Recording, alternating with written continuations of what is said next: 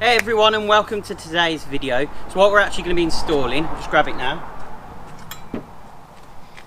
is the STI strut brace from Subaru.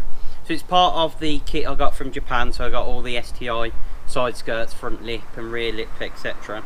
And it all came in a kit, so that was really handy from Japan parts.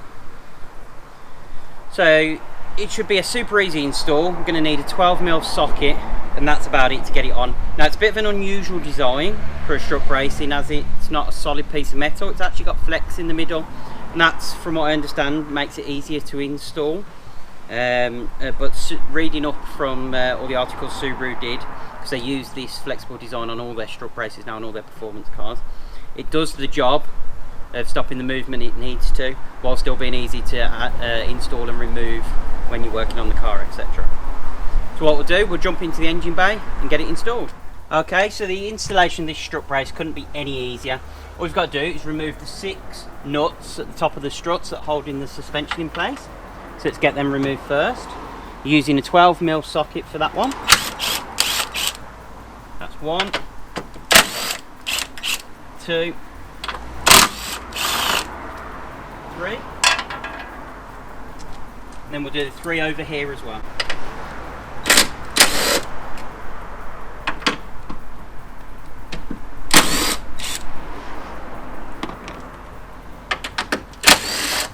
And that's 3 off. So that's all you need to remove to get the brace on. Then if you look at the strut brace, you've got 1, 2, 3 holes. They just fit over these threads. So you make sure the STI logo goes in the middle at the front. And then you literally just slot it over the threaded sections at the tops of your struts. So that's 1 side, 2 side. And you can see the flexibility of the bar makes it really easy. And then all you do is insert the nuts on top of the threaded section before you get any tools near them. Just do them up by finger tight first. You make sure you're not cross threading anything. You can see they're on.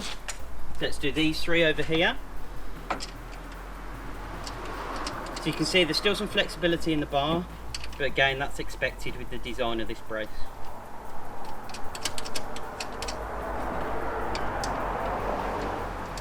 Okay, so once you've got them finger tight, do them up. I'll put the torque settings down below that you need to get them to if you've got a torque wrench.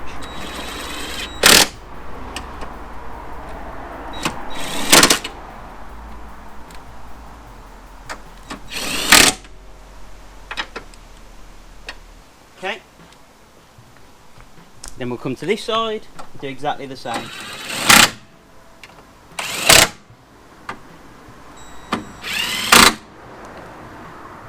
There you go, so that's the brace installed. Super easy installation, it couldn't be any simpler.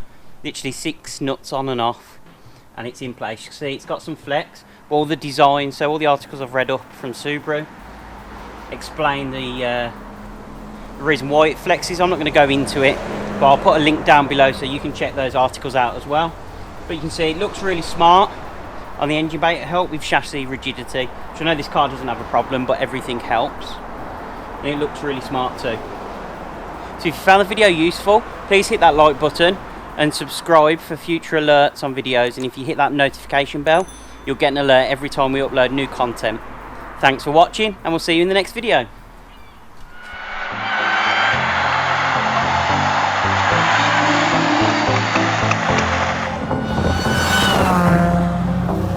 Threaded bits, and there's actually little holes on the